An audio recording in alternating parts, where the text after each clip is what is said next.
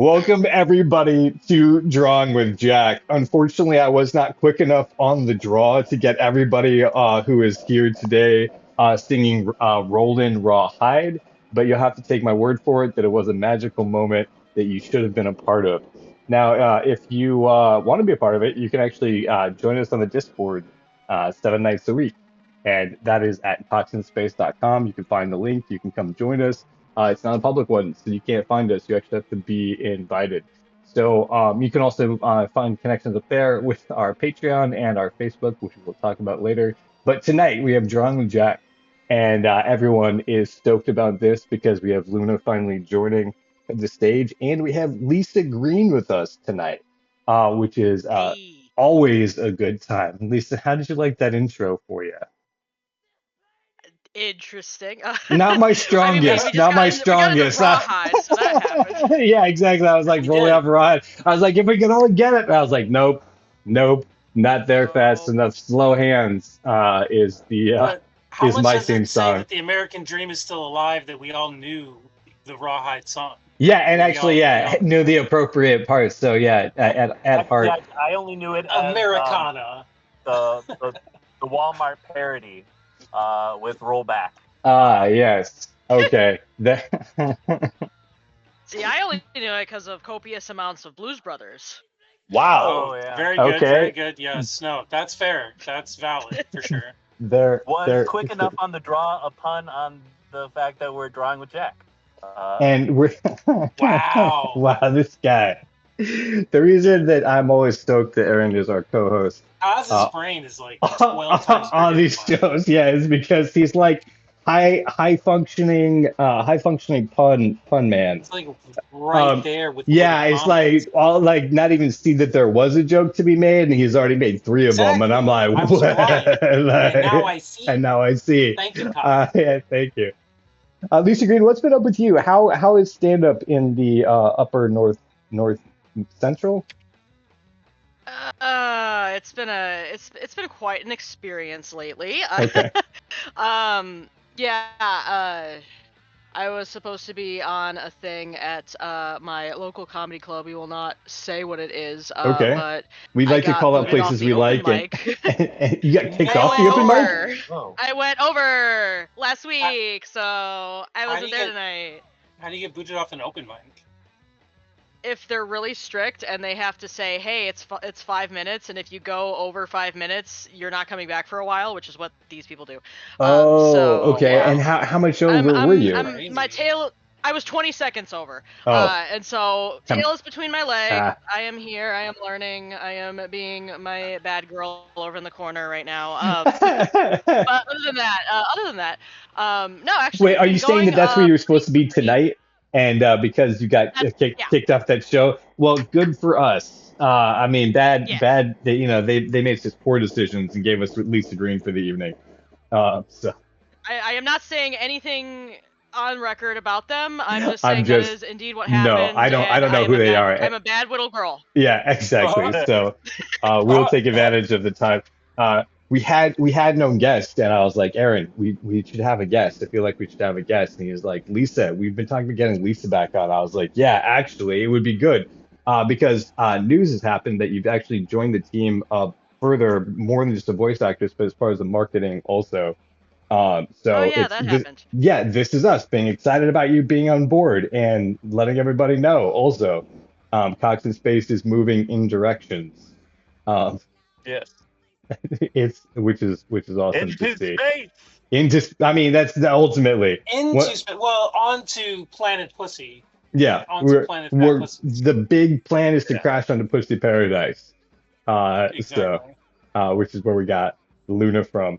Lisa, did you want to shout out any socials that you have, all the socials that you have, so that people can find you after listening to this and being like, I like her. I want to see what kind of stand-up she does and why Aw. she would be so naughty to go for 20 seconds over time. Her So words, not ours. I I don't put my stand-up online. There are many reasons for that. Primarily just because I don't do the reels. I don't do Okay. reels, but I do like upcoming shows, pictures, that kind of thing. And maybe Yeah, maybe you one of said these it too. days. I'm glad you did it on screen because I was like, she said doo doo.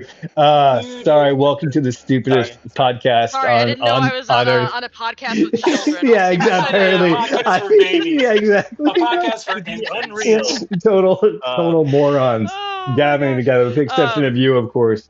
Thank you for putting up Yeah. with our and Kazubil's But puns. yes. You don't have to put up with them. We Main all celebrate thing. those.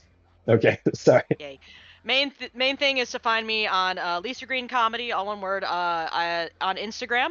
Yeah. You can also follow my whatever the heck I'm doing production-wise at Depot Town Comedy on Facebook and Instagram. That's where I do my way too late posts for the open mic I run every week. So it's always interesting, but I'm trying to, like, I'll always try to like do other stuff too, like try to, just get like little pop-up shows here and there when I can. So those are where you can find me, if you That would is like. awesome. Guys, take a look at those. Um, so uh I just quick question.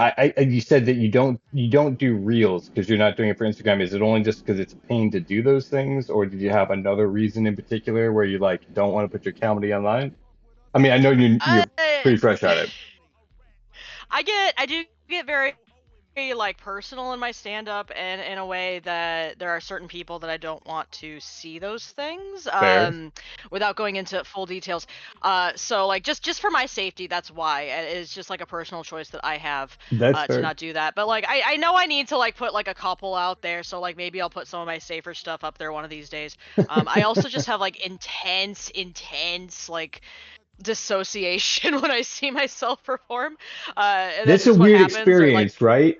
Yeah, you're like, I was yeah, there, but that's not the way that I saw it, and it like, sounds oh different. gosh, is Yeah, that me? yeah, Is yeah. that what I look like? Right, Is that my corporeal form? right, yeah, Dear exactly. God, why? I Where, think Adam yeah, Driver has said the same thing. I think he Yeah. says that he doesn't watch any of he's never watched any of his performances. Like he doesn't watch like a movie or like anything he's ever been in because he can't watch himself because of that dissociative aspect. I think he said that. super bizarre. Yeah, and I believe that you are correct. I remember him like seeing that and him saying that in an interview also. We're like, yeah, I was like shocked. I was like, wow. I mean, because especially as someone who's getting a lot of success right now. Um, like maybe he's a narcissist in other ways, but that is not one of them.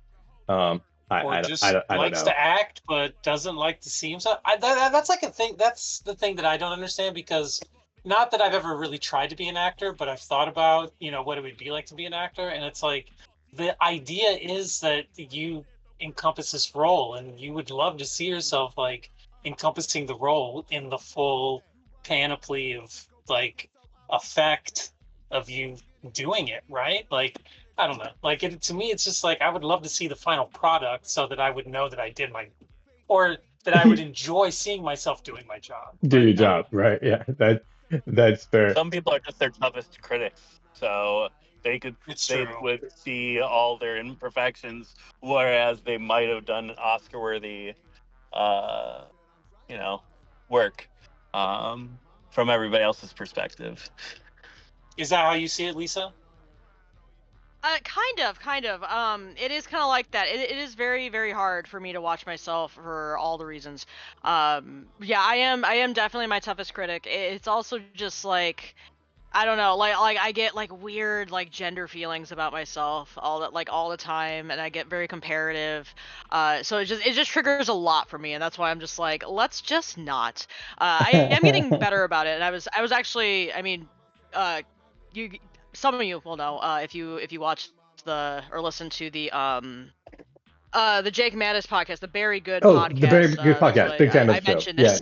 Yeah, Yeah, I mentioned this. And then like I actually listened back to like the Cox and Space stuff, and I was just like, oh my God, I don't hate this. I don't hate this. Okay. Usually I want to go jump off a cliff. So, Well, very cool. I'm glad that we get to be a part of that club with you. That is where you're like, yeah, actually, because I think you mentioned on the podcast, you're like, I'm in I'm like in a relaxed, like truest self kind of like state. when you're hanging out here on the podcast. So I was like, that's complimentary. Thank you. Like, like I'm glad that that we have like we can vibe together. You know what I mean? Like that's a hard Yeah. thing. I think for a lot of people to do that, with the exception of probably Jack and Aaron Cosby, they're pretty good at socializing, I believe. Aaron Yep. especially is a very capable socializer. I haven't seen Jack in about 10 years, so I couldn't tell you where he's at now. Yeah. But Fuck me. it's some of it's just getting like older. It's like you don't socialize in the same way that you used You to. know, the last time Speaking I from think myself, like can I be totally honest, yeah, Skip? The last time I saw Skip, aka Caleb, I didn't have the was name before. Yeah, that's correct. was when I had grown psilocybin mushrooms in my room That's right. in my apartment, and we tripped on those mushrooms. They were good. Hell yeah. They were And I really think you good. had Yeah. a good. I think you had a good trip, Did you right? just not see where you're walking, or No, Yep. no. We We were tripped. mentally transversing Yeah. chemical like equations. Yeah. Time and I love space. this. Super fun. They were really well done on the growth. Yeah, but that was also, I mean, I think it was actually close to 15 years ago. And that's so Yeah. long. Jack and I have known each other, Damn. but Well, Skip, I just want to say that you were very like well put together and like very like calm and collected during it. I just like would like come like around you like occasionally, and I'd be like, "How's it going?" And you would be like, "Well, there was definitely a story about like this tree that lived several different lifetimes, and you told me about the tree, and I was like, I have to walk away now because it was just yeah, like it was just like too like you knew too much. Like I wasn't trying to know that much about whatever I was asking about when we were tripping. fair enough. Yeah, fair enough. Yeah, yeah, I definitely ridden that rodeo many times. In fact, so many times that I'm like, mushrooms, like, that's gonna take like 8 hours, right? Like, I don't have the time to do mushrooms these days, Right. just because, Yeah. like, like I love the ride, but the ride is long. At least you know about psychedelics, yes? Oh yes, I'm very aware. You Very like aware. enjoy them. It's I been live in a county where it is decriminalized here to do mushrooms. Ooh, fantastic. Yeah. that is fantastic. I think they found recently. I think there was a scientific study that was done with psilocin, which is the precursor for psilocybin, that when it was given to rats who were like elderly, like literally akin to like 65 plus human beings, they like lived longer when you gave them psilocin. Hmm. So That's confirmed, psilocybin is the hack for long life. Confirmed. yeah, confirmed. And actually, if you guys are interested, we did a whole episode last weekend with on Chandler, where we talked about microdosing and how he's been using it to like spark creativity and like as like a mood changer. As people who struggle with social anxiety, bouts of depression, that kind of gambit sometimes that people run through. This actually, and so he's been using that successfully. He was saying, so he was talking about his experience. It was a fun podcast with that. Very So cool. yeah, 100%. So like, it's not just a ride. For me, I was always exploring it because I have a very strange brain, and so I was trying to get inside of there and try to figure out what was going on because all the input that I was having come from my brain wasn't always super reliable, or like what I thought was going on around me wasn't necessarily the same thing. This is actually a segue into the topic we're going to talk about tonight, Lisa. So I don't know how you guys did that, but here we are. We found it. Um, so as a person who couldn't, I've never been officially diagnosed as like autistic, but once I start to be around a lot of people and who like, who do have a diagnosis, I notice in myself a lot of similarities. My mom, who is a teacher for autistic children right now, like when she started like studying it and being around a bunch of the kids, like one of the things that she said was like, yeah, I definitely think you're on the spectrum. That's not a diagnosis because she's not a doctor. But it was like noticing like the similarities finally after all this time because obviously, like I grew up with her and stuff like that. So like she'd seen me and recognized that there's an oddity. And I think that a lot of creative people and a lot of comedians are on kind of that spectrum. And it's one of the topics I wanted to talk about tonight because it's so I feel like it's very pervasive. It's like more pervasive in our culture than we're aware, or I'm just surrounded by a lot of people who are on the spectrum, or I've projected it entirely on the entire world and it's just me. So I'm kind of opening that up to discussion. Please, do you have some thoughts? I do. I will first say that your mom would actually be the best judge of whether you are on the spectrum or not, because autism is considered a developmental disorder. So if you are trying to get a diagnosis as an adult, it's very hard. First of all, it's very hard. It's a tricky thing to do, not impossible, but tricky, and that's why there are so many self-diagnoses out there. Is because it's just so freaking hard to get that done, because you have to have like interviews with like caregivers of just like, well, what was their development like, what was their well, how did they develop speech, did they do all the motor skills, blah blah blah, and like obviously for obvious reasons that's going to be hard to do for many things. But yeah, so because it is that way, it is harder, and there is this kind of like, okay, I'm some level of neurospicy and I don't necessarily need the diagnoses for that. For me personally, I'm working on getting an ADHD diagnosis right now, actually. So that is something that's in the works. I just have to get all my paperwork pushed around in the U of M in the precisely the right way. But I'm pretty sure that I have it. It's been kind of a like, well, yeah, thing for me. And yeah, for a lot of the same reasons. I would just like find myself around these people just like all the time. I'm just like, it's either autism, ADHD, both, because there is like a huge overlap there. And I keep on finding those people and I just kind of vibe with those people. So it's just like, okay, we're learning things.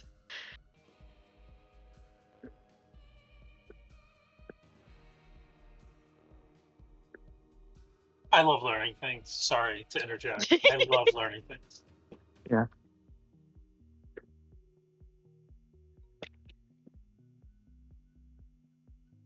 Is Skip still there?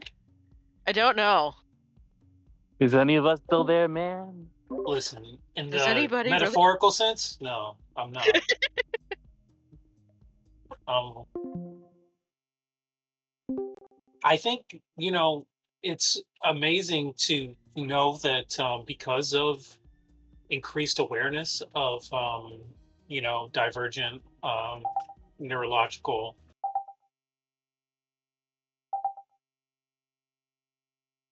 understanding and, Yes. Yes, and that's a huge part of it is living forever. There is such a like increase of,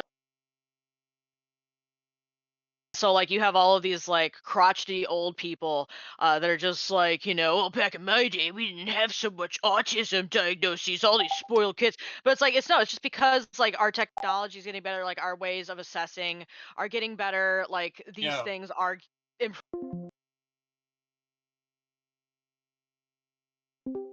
Going to be put in some kind of weird mental institution or like weird program that has already decided that there's some kind of freak and like wants to like figure out how to not be them and instead wants to just understand who they are and like how they are and help them acclimate, not just treat them like some kind of freak, which I think is like great. Like I think it's great that we understand that people, the umbrella of capital P person includes people who, in like 1920 would have been considered some kind of moron simply because they were autistic or because they were ADHD, So I think it's like good that we are like able to identify more people who are on the spectrum and possibly close to the spectrum or just like suffering from some kind of developmental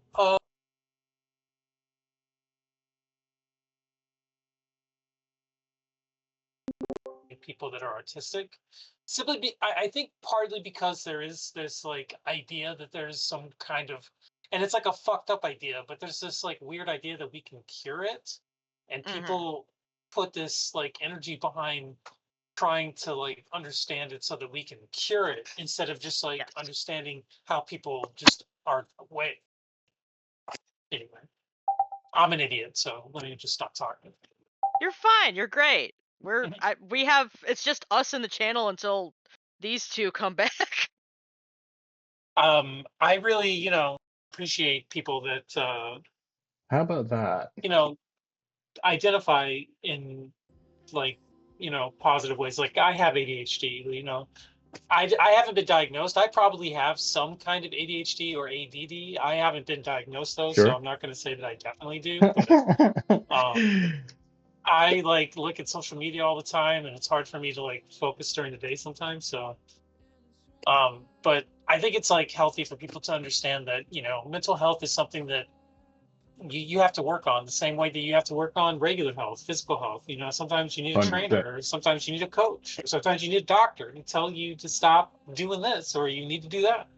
Anyway. Yeah, just like everybody has their mind. Guys, just so you know, that was I did get to hear what your conversation was, even though I wasn't a part of the conversation. So Aw. thank you for carrying on. My like audio just like dropped out. Lisa had to put up with my rambling, so No, thank like you, Lisa. from your perspective, what it so looked here for like, it. I was like, I lured you into a conversation with Jack, and then we all dipped out. And we're like, listen, you Exactly. guys need to have this Sorry, conversation Lisa. together. I'm so sorry.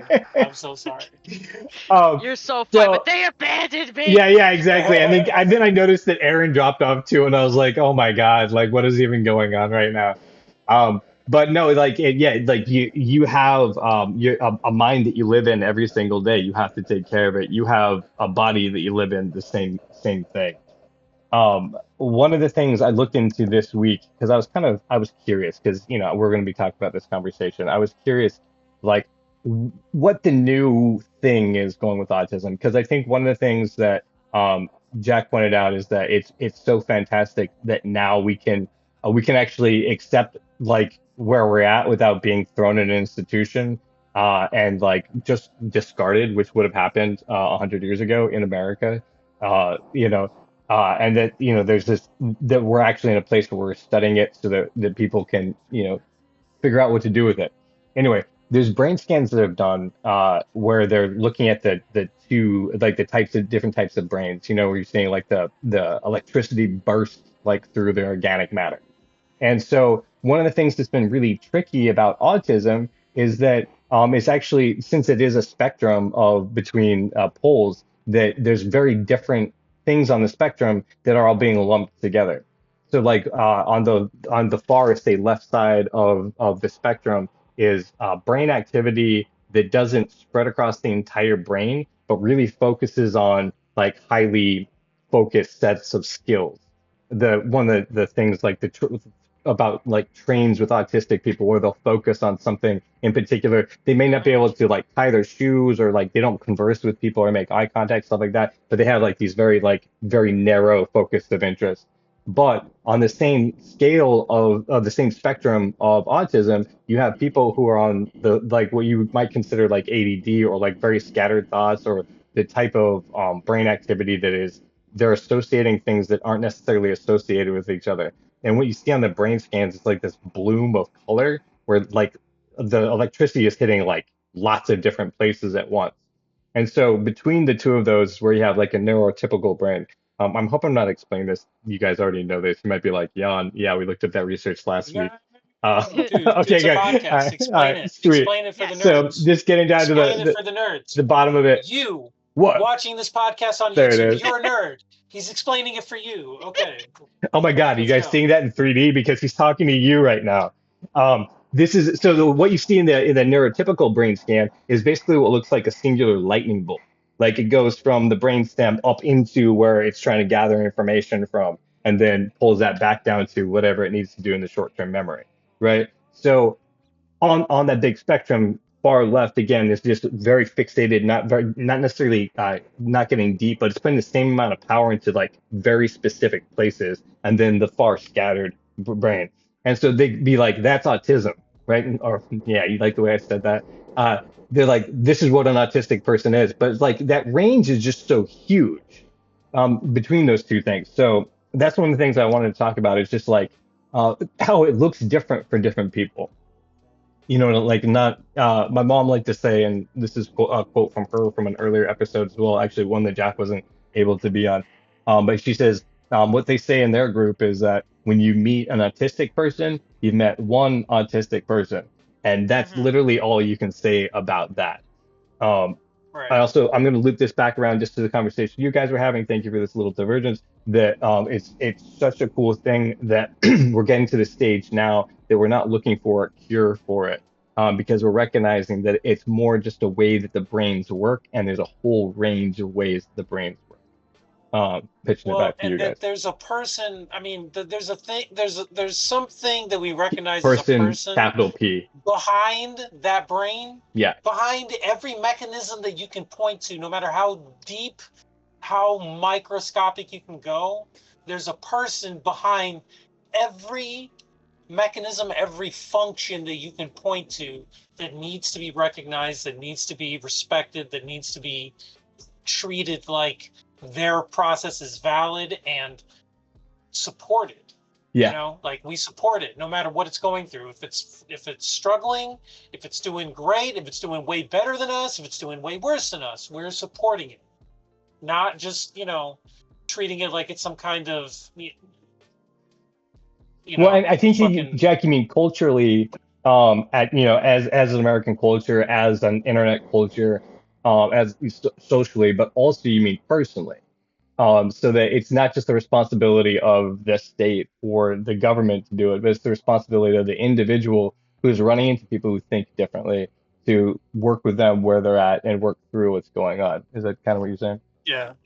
Well, and also just recognizing that, no matter how simple we find the message, no matter how simple we find the people, they're still people, and that they deserve to be,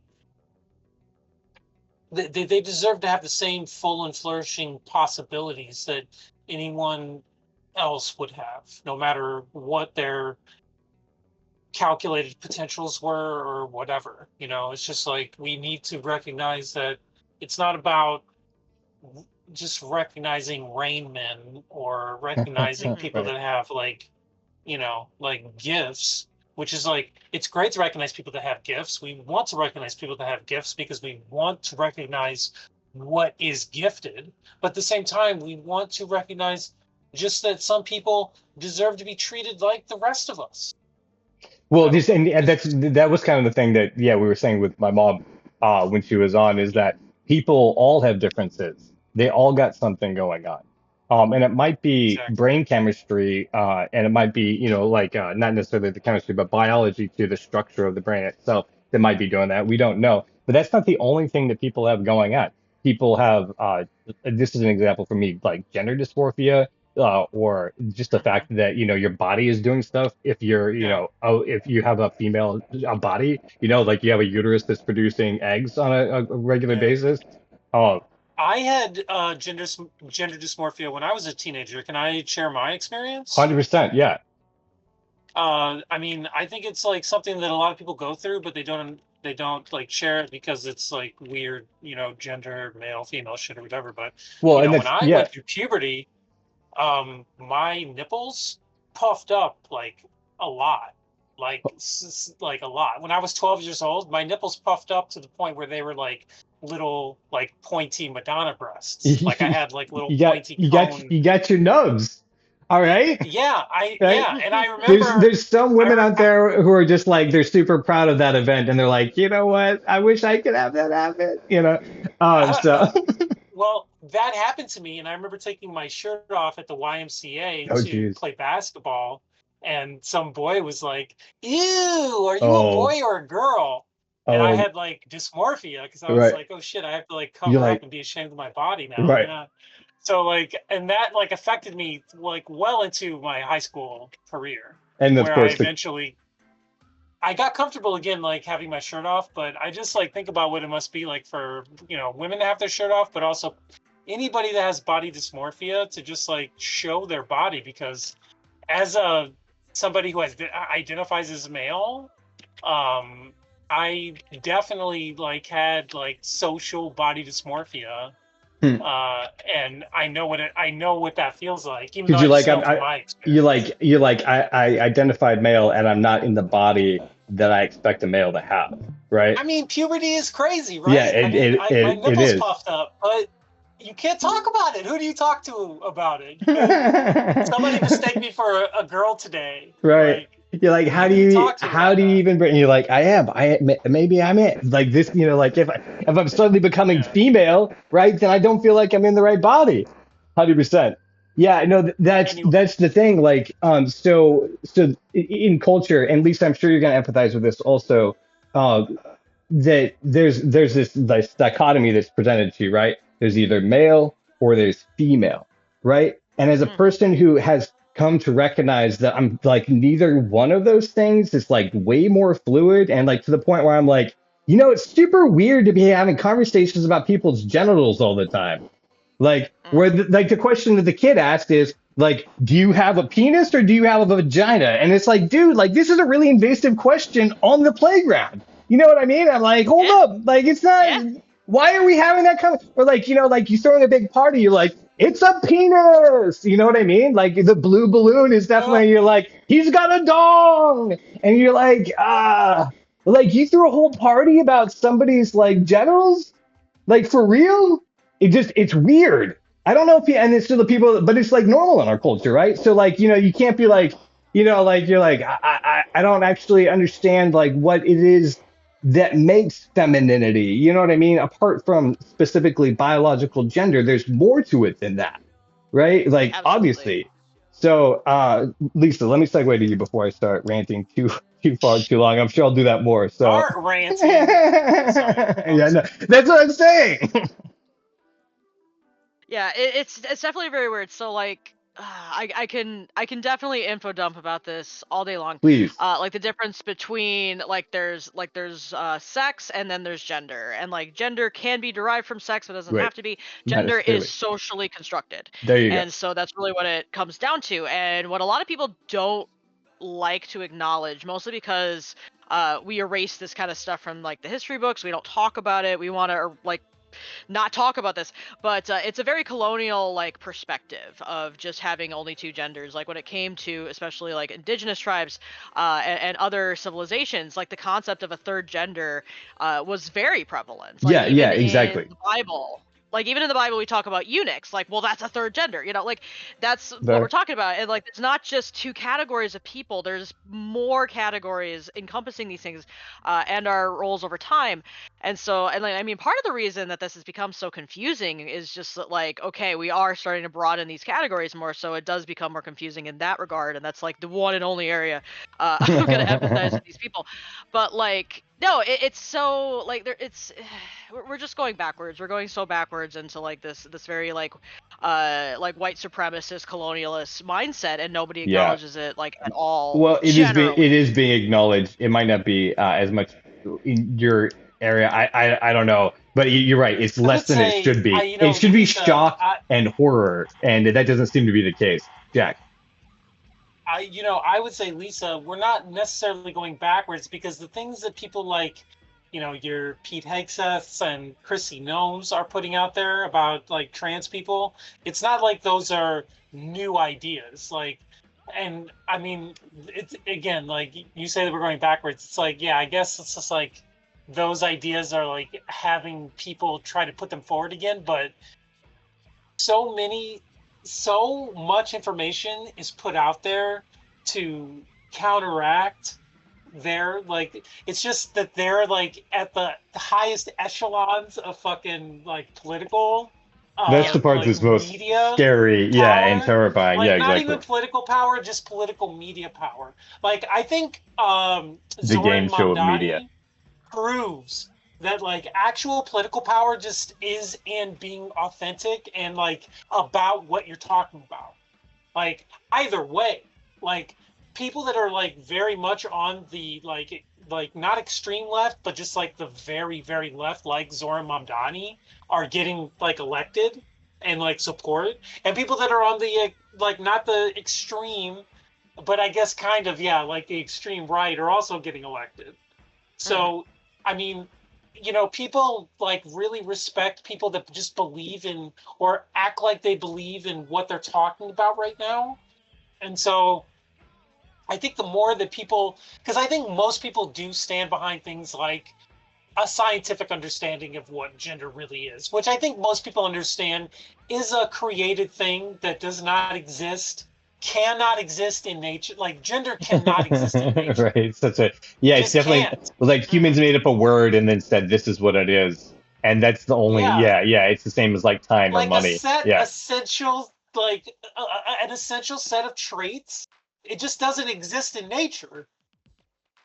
Like, even if you have generalized traits in nature, there's always an outside subset, and then there's like what we don't understand, and then there's just like the way that animals act, which is just like even in animals that are like animals that are like the most hunter pack mentality, like lions. Like there's like a substantial percentage of lions that are gay on like the female side and the male side. But like It's just again, like you say gay, but like is a social construct because they're like, hey, I like getting my rocks they off. mate for life with the same sex is what I mean. Yeah, okay, fair. But like, what I'm also like, like we're like, they like to get their nuts off with like that. So I mean, cool, right? And there's no issue. No one is caring that's no social. I mean, if They're you all mean about get their your nuts pride. off, die, then yeah, they like to die with like. There's like there's a big like fucking study of these two male lions that were like bonded like that like crossed some fucking crazy river that was like infested with like fucking hippos and fucking alligators that like or crocodiles, like the thing that like, you would figure that lions would never fucking want to cross, but these two male lions crossed it together to get away from, a drought or like some So kind of like natural like thing. friends, right? No, like Damn, bro. It's like fucking each other. it's the meme, bro. It's the meme. How do you Like, mean, like yeah, having friends? history's They fuck history's each like other, they so nuzzling. so real good These friends. two male lions were on some. Oh, you like, mean like best of friends? Yeah. I gotcha. They were historically close. Historically close. And Yeah, I mean, there's all exactly. kinds of They stories about exchanged letters. female lions too, like killing male lions that were like terrorizing cubs, like killing male lions that were like, killing cubs and like, just basically not advantageous evolutionarily, but like lesbian couples of lions like killing males and then like raising cubs.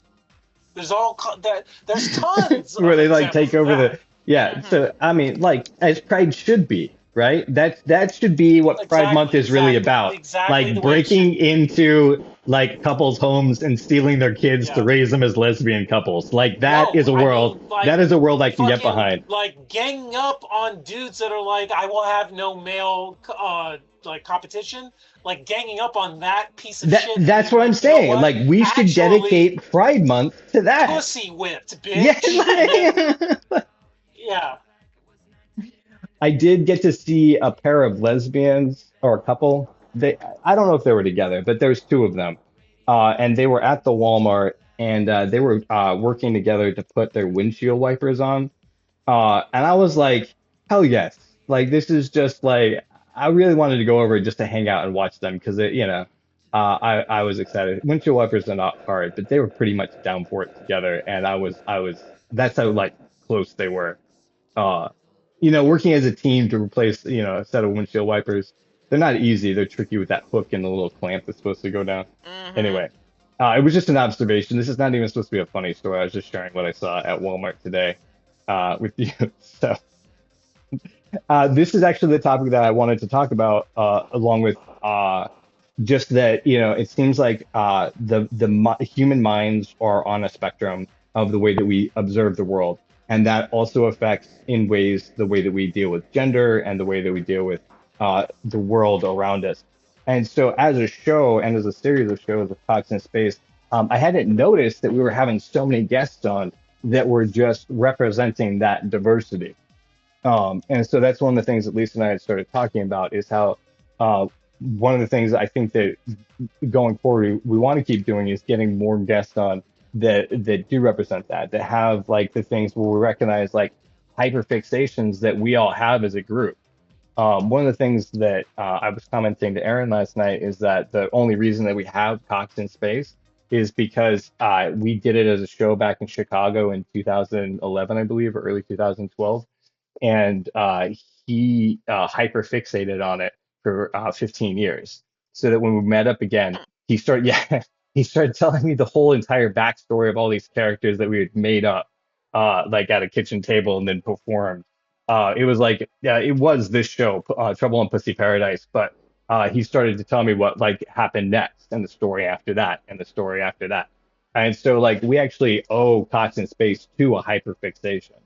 Um, Additionally, I worked on for 10 years after I had left where he was at. Well, from that point forward, this is the original show that was written in a story calculator, and I studied like I just got fixated on what a story calculator could be for the next time between the time that we saw each other and then up to that point. And so the reason that we can turn out episodes like we can now is because we have a story calculator that was just again a hyperfixation. I'd say the same thing about Jack's drawing, is that the reason that Jack draws is because I think as a kid, right, you were just like, you started to try to get the details like really, really good, right? Well, my dad was an artist, and to earn his favor, but also to, like, prove that I just like wanted to prove that I could do things, and to prove that I could do like the art stuff, I just focused on it for a very long time, like several years, probably Yeah. like all of my years between 12 and 15. Oh my God. I was just like drawing all the time. And yeah, And eventually I got pretty good. this is the description of like a hyperfixation. I think that people who do is because Yeah. they get that. So Lisa, what is your thing? Like I'm sure that you have. I mean, like it, there's things that you like. There's a one thing that like sticks in my brain that even in the ADHD, you're like I still must do this. I must think about it. Because that's part of that too, right? Man, like for me, it's like literary analysis of things that aren't Ooh. necessary literature. So that's my thing. Okay, give Because me an like I've example of gotten what you mean. like okay, so like this is what happens to me all the time is I'll be watching a thing and I'll just be like, well, that was where it was gonna go. Like I can predict the story beats as it's happening, even if I've never seen something. I can just be like, all right, like I just Nice. have this intuitive understanding of See, how like a story arc is gonna go. That it's just like, okay, well, it has to go this way. The conflict has to be resolved, so this is probably gonna happen. Or we can't have these people too happy for too long. We have to have conflict happen. So like I'll be able to predict like, okay, this is what's happening. This is what's yeah. gonna happen. It's just wild. I am horrible to watch movies with. Do not do it. So Quick Now, do you interjection. feel like you have this happening a lot with like Western stuff, or do you also have it happening with stuff like, like South American, like magical thinking, like literature? That was a good so question. definitely more like Eurocentric because They have really similar models.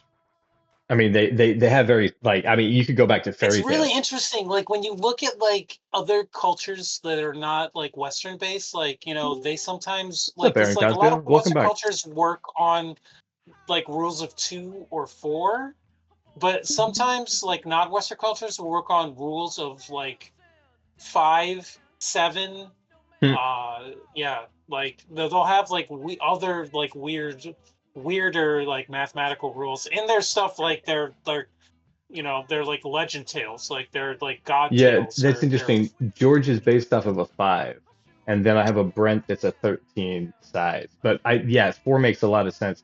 Actually, when somebody predicted me a thing for model of me. how they wanted to do an episode, they spilled out a 4, and I was like, wow, this is the most natural feeling yeah. story I've ever seen. But yeah, Lisa, like you, and I'm going to segue back to you, is a that I could just see the stories and how they should go and how they're supposed to go. And again, that's what the story technically is based off is like, how do you mess with that and then do things intentionally? So back to you. So you do that with everything you said. Yeah, it's pretty much like it's just a thing that I can't turn off. Like I just can't Uh-huh. Yeah. turn it off, Once and you see it, I'll right? like yeah, and but it also like really helps me like figure out like, hey, here's a place where they could have maybe done something better. And I'm gonna be recording a podcast with Jake about King of the Hill on Saturday, so that'll Yes. be interesting because Yes, that's I'm I'll so excited to hear it. I want to hear what you guys say because yes he said, well, I'm I'm gonna gonna get give into the full that. analysis, and I want to hear your analysis of King of the Hill too, as far as like the whole thing, and you're like the two of you. Yeah, okay, cool. So guys, check that out. Yeah, It's supposed to be because coming out like yes. a few days afterwards. Yeah, so whenever they release it, it's usually like I don't know, like within the week, I think. So I'd imagine probably next week ish. I don't know. But yeah, so I've been looking at that, and I've been looking at the ways that these episodes are done, and that's just part of my natural structure of how I think about things in terms of like, okay, what's the conflict here? How are they going to resolve it? Blah blah blah. Right. But no, I've been such a big fan of like Adult Swim shows for like forever. I was wee baby 14 on the internet, on the Adult Swim message boards, and I really should not have been.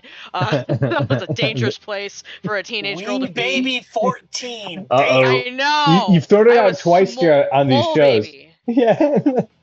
Small baby. So Very very small I baby. was Aqua Teen Hunger Force, Space Yes. Ghost. Which ones were you? Yes. No, I got started with Space Ghost, obviously. Like Cool. that's the OG.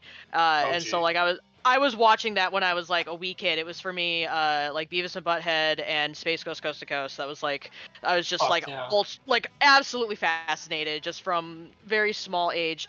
And of course like The Simpsons, South Park, those were part of it too, but I was just like, yes, Adult Swim, that's where I need to be.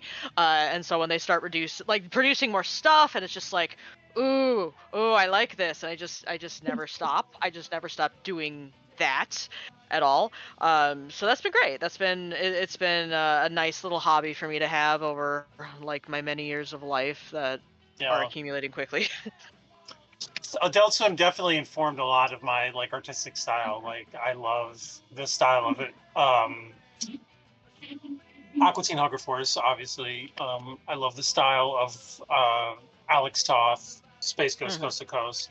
My father had a very classic style that he taught me when I learned how to draw initially. So, like a 1950s John Romita style. So, which Wow. is very similar to Toth. It's very similar to Alex Toth style.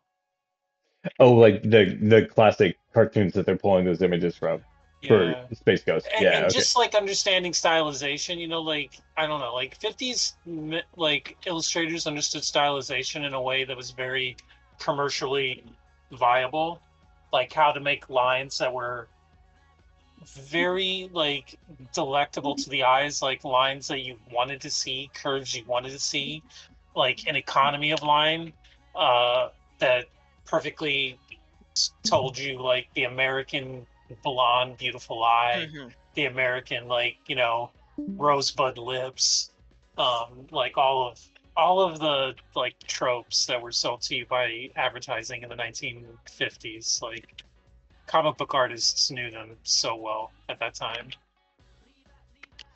Love it. That is the fixation. Jack's like, let me tell you about the art of Adult Swim. So you were, of course, looking at it for the story, right, Lisa? I mean, that's where I eventually went, just because like I am a writing person, and so like that's just now my focus of things. I didn't start there, but I just eventually got there. Yeah, so like that's a big thing for me, is just like the story, and like it's very easy with like a 30-minute show to just be like, all right, how is this gonna start, how is this gonna wrap up, even when you're doing weird stuff with it. I think that was part of like the allure of Adult Swim to me, especially Space Ghost, like mostly Space Ghost, because it's just so wild and wacky, and its whole Right. like postmodernism, like just absurdism. It plays with all these like really weird things in such a beautiful, bizarre way, and you never know what's gonna happen next. And that's when I'm actually entertained, because I'm just like, okay, I have no clue where this is going, and I love it. Like that's where I love to be. Yeah, so that's true, and I think that a lot of people are getting that way. There is something to be said for people. They like to know where a story is going, so they can predict it, and then they like to be upset that it doesn't go exactly where they thought it was going. So that's like the most satisfying, for sure. But like TV has been studied so much. I think what we see, I'm sorry, stories has been studied so much. I think in colleges and then think tanks and like the Disneyfication of storytelling. I think has gotten it to a place that it's become a replica of a replica of a replica. Like people originally were like, "Hey, let's do the old fairy tales" because they like the story structure. But now we studied Disney, who studied the story structure of the fairy tales, right? Mm-hmm. Well, not just the structure of the fairy tales, but the, the ticket numbers of Snow White, Oh yeah, they found what sold, right? That's what I mean, Lady and the like Tramp, the Bambi, Disneyfication. Yeah, Pinocchio. Yeah, like they have decades of like metrics on like who's going to what and why and what they hundred tried percent. and Jack, yeah. and thank you for pointing that out. I was actually I didn't I just kind of trailed off instead of making the point was since we've studied it so much, people have gotten better at predicting what it is because it's become more like itself. And so, it's good. Like they definitely have figured out Yeah. how to do it and how to sell it. And at the same time, there's this like I think for a lot of creative people, there's this itch that's not quite scratched because it's like Mm-hmm. the same show you've seen before. It just is wearing a Yeah. different skin. And that's Well, not to dog on obviously, Disney. Disney's always fun to watch. Spielberg's did you always have fun to something to watch. say? Did you have something to say, Yeah, Lisa? Sorry about yeah, I was that, just gonna Lisa. say, like, when it does come to Disney, like, yes, they did use like the fairy tales as inspiration, but like those fairy tales were like very dark, so those were like very much Very repackaged. dark. Yeah, Yeah, very dark. Repackaged for like a more Very family friendly audience. anti-Semitic too. Like in some cases, Also yeah, that. very yeah, yeah, anti-Semitic. Yeah. yeah. So what we find out is that So, it's not new to America. It was just, disguised as a police force, for a long time. yeah. Well, definitely stories that were used to instruct children, like who was good, who was bad, like how you're meant to behave, and like where your trajectory is meant to go if you follow rules and if you don't follow rules. Mm-hmm. Um, and yeah, like um, you know, that's one thing that I think a lot of the Disney movies have tried to like adjudicate over the years to like varying degrees of success. But things like The Little Mermaid and Sleeping Beauty, like they've like tried to like different levels of success. I think they were kind of successful with The Little Mermaid, but they were definitely not successful with Snow White, which was a pretty good movie, actually. Like that movie was actually not that bad.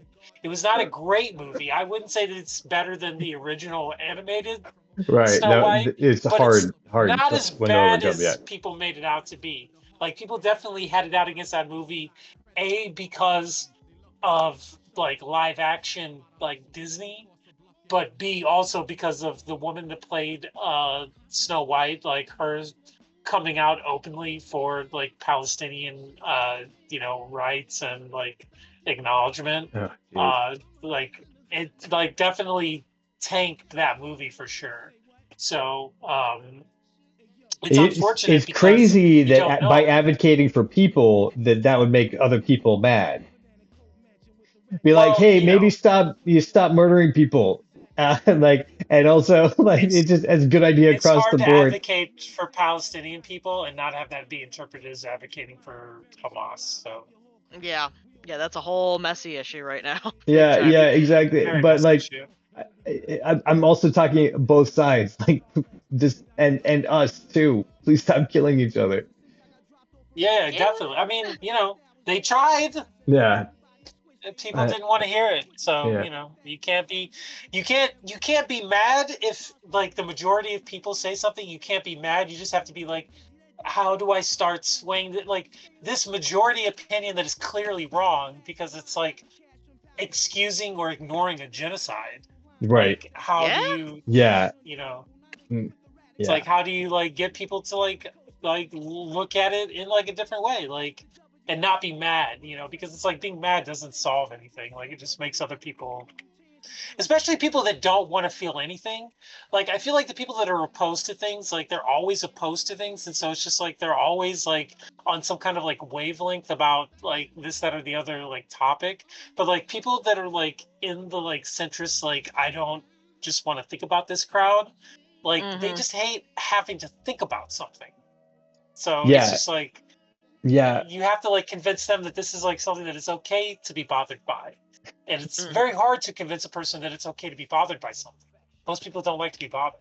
Sure. Yeah, and it's very telling. It's very telling the ways that we're seeing that play out. Like I have to give a shout out to the children's I guess person, actor, something, personality, television personality, Ms. Rachel. Like she's been very like a very big advocate like for like children in the Gaza Strip, and like even Awesome. went so far as to like she had, it was like a big controversial thing where it's like like a child from the Gaza Strip that was like missing limbs or something, and like there's just this huge backlash like that she humanized this poor child and talked to them, and it's just like, dude, why? Like, why is that a problem? It's because they don't want to see it. They don't want to be reminded of it, of just how, just like just that, burying their head in the sand sort of thing. It's just like, oh my God, why? Why can't we just admit that killing children is wrong? Exactly. I mean, seems like that should not be a hard thing to admit, but you'd think, yeah, but yeah. no. Here we are in a very strange clown dimension, where clown dimension. Clown dimension. Here we are, bro.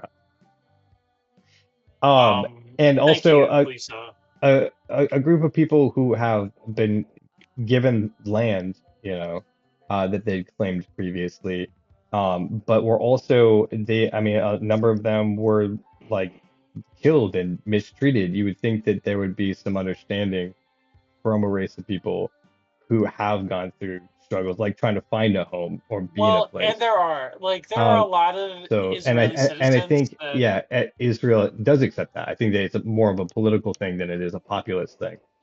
Is that the point you're about to make? No, yeah, like the government. I think that like the majority of Israeli citizens do like want there to be some kind of like two-state solution, and like definitely like recognition of people in Gaza.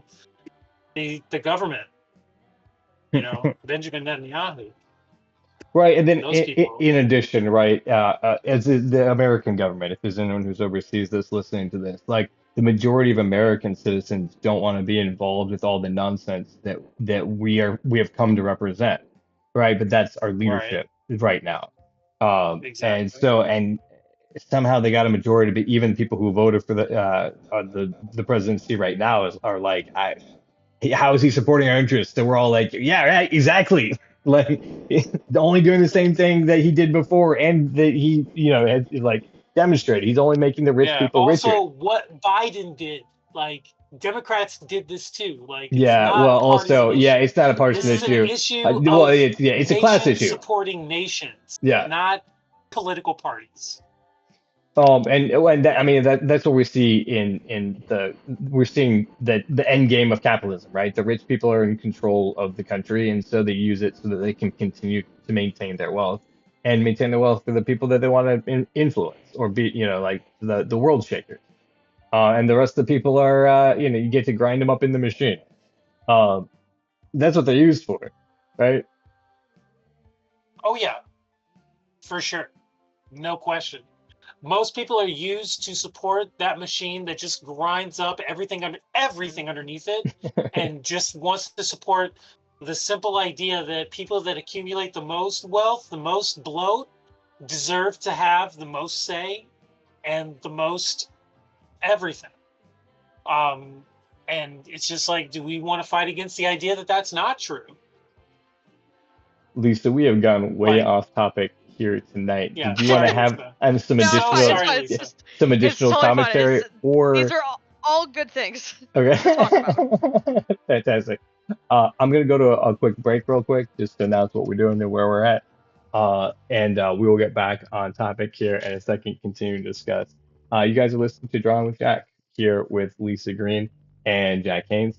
Aaron Cosbiel has been popping in and out throughout the night, so he's definitely here with you. If you want to join us, you can join us on the Discord 7 nights a week. You can find access to that at cocktailspace.com. It's right on the front page. Just join the Discord link. It's a hidden Discord. You can come hang out with us and just hear the conversations that we're a part of and participate if you would like to. This also connects you to our Facebook, coxinspace.com, coxinspace.com. And you can get in touch with Aaron Cosville, share the hyperfixations that you have, the things that are interesting to you, and we want to talk to you about them. And that's what we do on these shows while we're working on Cox in Space. So you can also join our Patreon, and on our Patreon you get access to hidden and early episodes, along with becoming part owner of the show, and you get to earn a percentage of the show when we earn that percentage. So you can go over to that, join the Patreon for as much as you want to, keep the project rolling, and we're going to get back to our show. Lisa Green.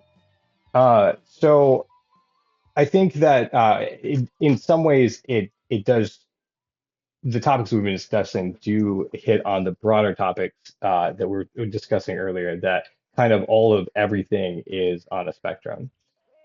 Kate, Hmm. who you've met, who's the voice of Luna, suggested that we're only going through the cycles that we always go through. It's about every 120-year cycle that it goes through this. Basically, it's the Phoenix process, right? Everything gets burned down and then reborn again, stronger and renewed this time, and then burned down. And that's just, that's how life is. Uh, Yeah. so these wars, these government rising and falling, it's just the processes of time. And this is not to say that we are complacent in them, because the only way that things will change is if we take action. And I think one of the ways we take action is talking about the things that we deal with. Like we've talked about gender and how it's different for everybody. It's an experience. It's not like one size fits all. We've talked about people's mentalities in that regardless of who you are or where you're coming from, you're going to be seeing a unique point of view. And everybody is on the spectrum, because if you're neurotypical, you're just in the very center or near center of that spectrum, right? So being on the spectrum is every single person. I think that in very different ways we see that diverge. Uh, Hmm. your thoughts? So I do have to say, just the whole notion of a spectrum, like I understand why we have to use that kind of terminology, but it's actually kind of limiting, Interesting. especially like when it comes to autism, Okay. particularly the way that we kind of measure autism.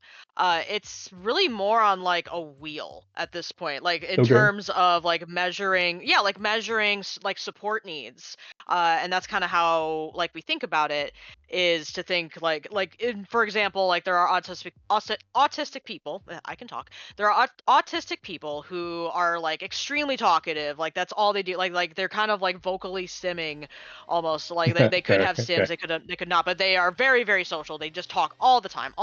And then there's ones that are like, either nonverbal or just very quiet, like they don't talk almost at all. And like both of these people would be equally autistic, like they're both in that same. So it's like, so how do you classify that, how do you categorize that? And like when it comes to assessing mental like things like disorders and things like that, and like different ways of being, you do kind of have to think about like how do we turn like do this in a categorical thing, like how do we figure out these things, how do we sort this out? And so that's kind of where this like dimensional aspect comes in, is like, well, like there's many spectrums even just in one thing, where you have a dimension of like, oh, you could be doing, like under or over. This is also how they kind of assess schizophrenia as well. Is we look at the things that are like, oh, there's more of this, or there's extra of this, or there's this is present, or versus the things of like this is not present, this is less than, and like this is kind of how we think about things. So Welcome anyway, back, Aaron Cosville. Hey, I'm back. I'm sorry. yay. He's back. He's actually back I'm this time, so nice. Yeah. And Lisa, I think then I know the wheel you're talking about. I think I've seen it, yes. and it's just like it's the different categories, and it's there's a neurotypical line in that category, and it's either over or under that line, right? So it's the Yeah, degrees of basically. neurotypicalness in speech and in development, and I'm actually trying to look it up right now so I can talk more about it. But yeah, I know what you're talking about. So that that makes sense, right? So it's not they're all on the spectrum. It's that everyone was in degrees, in spectral degrees, I think is kind of what you're saying. Mhm. Yes, yes, and that is also really really important to understand when it comes to understanding like transgender people, people of differing gender identities, is because if you focus just on one spectrum, you know, you're still kind of having that binary of just like, well, you're either male, you're female, or maybe you're just kind of neither. Like it doesn't really fully define the experience of being like a non-binary person, for example. Like I would categorize myself as a non-binary person, but I'm not uncomfortable with being labeled a woman. Like I like to be more like just kind of a nothing more than anything else, but I'm not uncomfortable with that. And then there's other people where it's just like they are very uncomfortable with being labeled that way and they want to be away from that. They would prefer to be more like androgynous or more to the other side or Right. whatever. Like everybody's experience of it is like very very different, and that's kind of one area where you have to really start thinking more more in terms of dimensions, which is part of why it's like there's certain people where it's just so hard for them to wrap their heads around non-binary people, especially when it comes to pronouns, because it's really just you have to ask the person. And this also comes back to like in terms of like usage of words. Like I hate it when people say to me, "Hey lady." I don't know why, I just freaking hate it, and I just say, "Hey, don't do that." Please Yeah, don't so do that. never run into Jerry Lewis. Hey, Hey, exactly. Like I hate the Jerry Lewis. I hate the Jerry Lewis, fine. Yeah, Talk- but like talk Jerry whatever. Lewis. But like, "Hey girl," or whatever, like in a very, like gay way usually. That's fine. I Oh, don't yeah. care. Like, and so like how I feel about things differs. This is also very prevalent in the usage of dude, because like dude like feels very like gender neutral to a lot of people. Like, "Oh hey dudes," like whatever. And then like if you have like a non-binary person who is, maybe AMAB and is trying not to be perceived as a man, like they would probably not like that, not Yeah, I speaking have run into that, broadly, and but yeah. right, yeah, and I was like, I'm really sorry, right? That wasn't intended at you. It is, yeah, but understandable, right? Because a Yeah. gender is a more sensitive issue, or it just has more triggers, right? For them as far Yeah. as like where they're trying to identify themselves. Very Uh, personal. Gender is very yeah. personal. Very personal. Yeah. And this is part of what makes it so messy. And it's like people want it to not be messy, but it's just messy because everybody's going to have different preferences about like what words they prefer to be called, like what pronouns they want to use, and there's some people Honestly, where they're just like, "Any, I don't care." oh my God. Yeah, no, I just lean towards everybody should be called they, because why are This is you what I was just about to say. insisting, I don't Jack, I'm understand high-fiving why you the right now. right Okay. Like, do you need to dude. know about, yeah, what I'm carrying? Like, it's never going to be important to you. You know what I mean? And obviously, we spun off on the colonial thing, but yeah, it's always because if you look at the, why the he-she thing is important is so that the he's can subjugate the she's mostly is what it is. So Hmm. like, so like, because you see this, like, it's not a problem for a female to, or yeah, like a woman to masculate, right? But it's a huge deal when men feminate. I don't know if those are the right words Yes. to say, but you know what I'm saying, right? Because I know what you're saying. it's viewed as like giving something up, like this, like that you would like, whatever. No, I'm not saying that. I apologize. I'm not trying to diminish like the transition between one gender Effeminate males? You're and diminishing effeminate males. well, and that's one of the things like we were I talking shall about, like diminish and go to the west. even like Aaron was trying to say that it's necessary for like people to man up to do their thing, and I was like, you can't even talk about trying to be strong without having to like bring gender into it. You know what I mean? So it's just like, Hmm. yeah, how it's like it's so encoded into this idea of power, and that's why like it's Yeah. such a sticky issue. Is Yes. because like if we would just like stop and be like, we would just recognize that people have their privacy to their own bodies in regular conversation, then men would have to like step off and like not be able to treat people however they want to. Because there's Well, I unfortunately a mean, large group of men who do.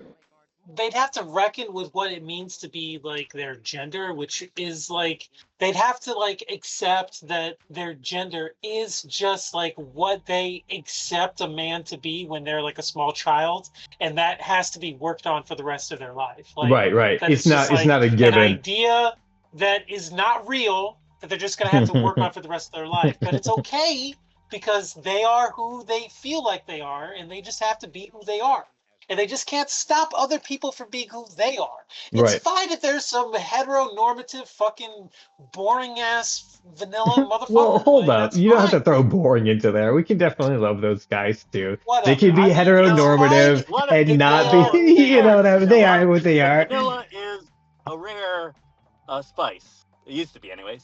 Yeah, that's true, It's and fine. vanilla is fine, but you know, like, but like, you know, like it doesn't mean that they have to stop being that way because someone else is experiencing gender Exactly. differently. I think is the point you were getting at. I wasn't trying to jump on it. Right. Well, no, they're just like the end. Like, what some like fucking gay influencer that like makes some quip about heterosexuals, like what they observe about heterosexuals, that's not the end of the discussion about heterosexuals. Like, you can continue to attune what heterosexual means in your lifetime. Like, you can just live as the heterosexual you want to be, and just because some fucking Perez Hilton motherfucker like checked heterosexuals at some point on Twitter doesn't mean that has to be the end of the conversation. Like, you can be more than that. It's okay that they like checked you because you like to wear pleated whatever, or like, whatever they said.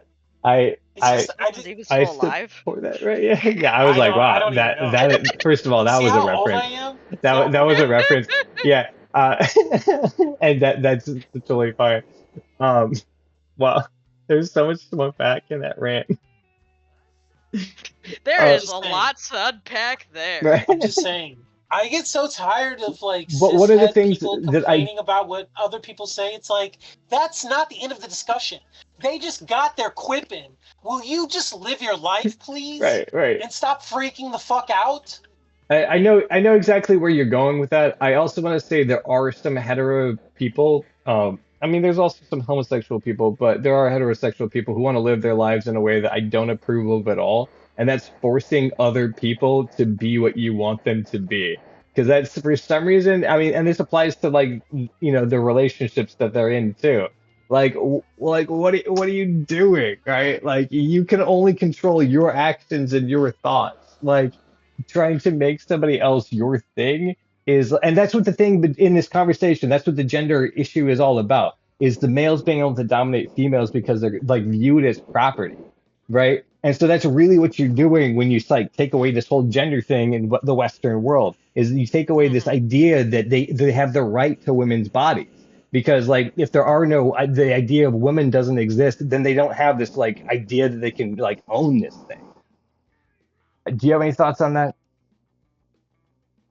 Yeah, like this is definitely like what really unpacked my brain is I took a British literature class. Did I talk about this on the last pod? I don't remember. I I've don't talked think about so. this on somewhere. Probably not. So I took this British literature class in college, and so my medievalist teacher, who's one of the most amazing humans I have ever met, like I have never liked Shakespeare. I am a theater person, and yet I have always hated Shakespeare. And so we had to read Twelfth Night, and still hated it. Whatever, it's fine. Okay. But then like she had this thing that she said that just really like blew my mind, which is, here's the point of like part of the point of this story is that if the commoner can wear the king's clothes and then become the king, then just like all societal functioning ceases to be. We can't have that happen, And so that's part of why this is so like threatening, and that's definitely connected to gender. I didn't quite say it the way she did, and I'm very upset that I don't. But like that's the same thing. It's the same idea of just like,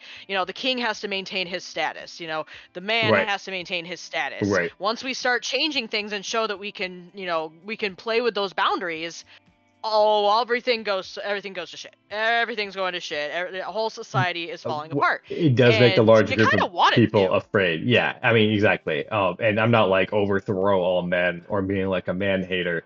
But like the equalities of the gender. Well, no, I'm not saying don't, but like there's been an uneven balance of power, and as a man from the position that unfortunately I was born into, like I want to also step forward and be like, no, like all people, right? Like You like your regardless. penis? You like your penis. Well, what I'm saying is that so in the same way, so this is this interesting thing. I'm going to take a quick detour real quick. I want to get to another topic, but there was a woman who was sharing her story. She was a black woman, like darker skinned, and she said that she has a sister-in-law who is half black, half white, but she appears to be white. And she's in this Okay. social situation where I'm not going to tell her story, but where there was a cashier who was hassling her, acting like the check that she was giving was like a bad check, and she was like trying to like insinuate that she was like essentially a criminal for being black, when her sister-in-law had just like passed the check with no problem right before her. And so the black woman said that she did the best that she could because she didn't want to come off as like an angry black person, and so she was just like going with it. But then her sister-in-law stepped in and was like, "No, what are you doing? Like, you didn't do this to me. This woman has the money. Like, obviously, like I know her. Like all this sort of stuff." And she said that there is a thing that you can do, like if you have a position of power, that you can use it to help people who don't necessarily have that and being like subjugated to it.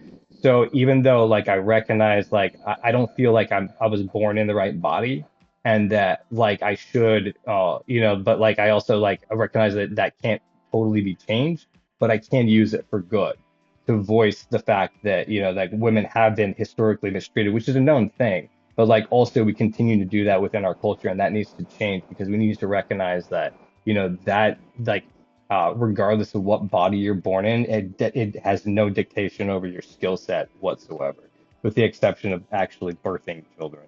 Uh, so sorry, that was a long aside. Lucy, do you have No, any I enjoyed it. I enjoyed it. uh, Good Lisa rant. thoughts? One of the things I wanted to do actually is talk to Aaron, who we haven't heard from, and Have not. yeah, I know because you've been falling off. And Aaron, I don't want to call you out, but I think you are the most heteronormative person in this conversation. What are your thoughts on Probably. all the things that we've been talking about? And that's yeah. I guess like I take life with a healthy dose of apathy. Um, so which I know is a privilege, but like I don't try You said to no, it's a privilege. control anybody Right. unless I'm writing a script. That's the most control I want over anybody. Uh, I mean, uh, Aaron is the most heteronormative, but like that's not saying That's also much. like, I mean, yeah, in but this also company. Yeah, yeah, exactly. So when I I've been said in it, the thank least you, amount of Lisa, relationships. for calling it out. I've yeah. I'm, He's I'm a just strange man with a kazoo. yeah. And a bow tie. Look, I just And want to live my life and as a and hang on, let's call out it's not the most actually the hard. most important thing. He believes in Um, true love. So we also have to That call is that out. true. I gave up It on is that true. idea a long time ago. So that's not necessarily a heteronormative thing either. That's definitely it's a very Well, particular Eric Cosfield thing. So he's I'm a very like, positive person who wants like us to treat everyone with love and care. yeah. And if somebody uh, says that like uh, explains to me their non-heteronormativeness, I'll treat them as that, and that's cool. Uh, it's nothing Because he like loves you love the person. I have no real stake in society as a whole. Uh, I love it that's though. all. And yeah, and why That's a don't you great have a stance to stake? have. Like Yeah. I just want I believe that everybody can make society better if they want. Uh, I used to say everyone says that children are the future, but anyone can be the future if they want to be. Whoa. Didn't expect to get hit with that this evening. Boom. And Yeah. that's absolutely true. It's a thing that you do every day. Again, this is why we're having these conversations. It's all Uh, how you treat people. If you treat people with love and respect, then that's the best thing you can do. right, and And if you that's don't know somebody's gender and you find out they're them, then do the best you can. You know, like I've messed up many times when I just didn't know or didn't ask or anything like that. right. And so then I try my best once I do know. And that's all I can do is try your best to love people the best they can be. And exactly. I want to believe that Aaron Cosby is not an anomaly. That there's many people out there. I think that we have like the network news. I'm not going to call out because they I don't need them to come suing us for some reason. But the one that's very loud, uh, that they have an investment in making their point of view the loudest. But while they have a network and people who watch it, I don't think there's. I think people watch it as the entertainment that it is. Uh, I hope. I can only hope. Lisa, what are your thoughts on the future for America? Do you think you say we're going backwards?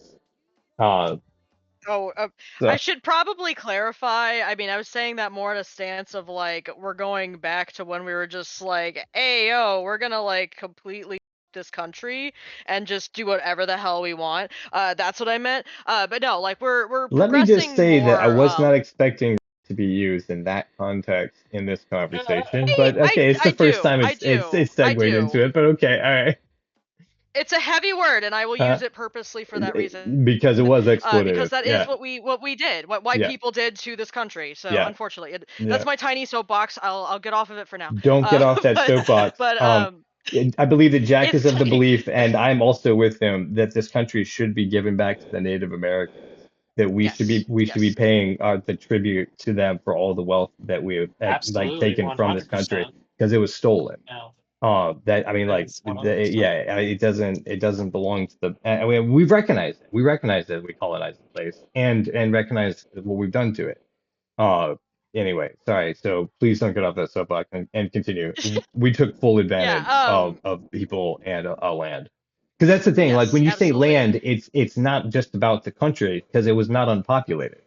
I Yeah. mean, the Trail of Tears is a thing, and if you don't know what the Trail of Tears is where the tribe was forced to march to their own encampment, and many of them died along the way. I mean, I know you know what it is, but I was just saying it for our audience, Hmm. right? Like there are For still sure, for sure. reservations to this day across the nation where we encamp like the people whose property we stole, and we keep them in line.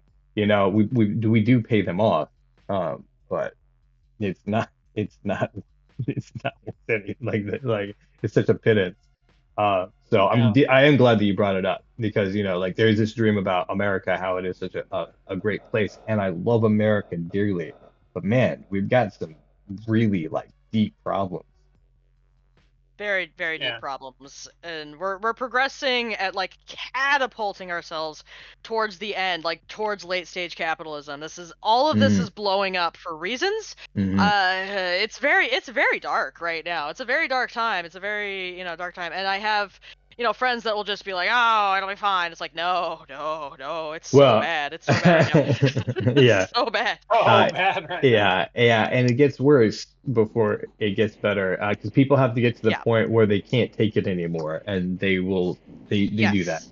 This is the crazy thing to me about dictators, right? I don't get what they don't see about history. That there's only so far you can push people as a population before it snaps back and eats you. Like it's just like you look Yeah. at history. Do you just Yeah. hope The thing that is, you're people. not the straw and like you can get it a little Yeah. get away with it a little further?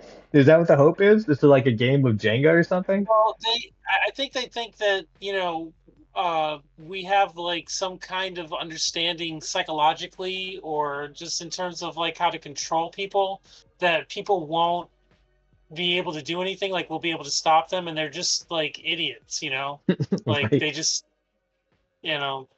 they think they're going to be able to stop people from, and it's never going to happen. Like they're going to lose power, they're going to lose all of their wealth. People are going to understand that their value ultimately meant nothing, and that all of their value is going to disappear once the planet starts really going through the terrible fucking shit that we're But like 100%, pushing right? it towards.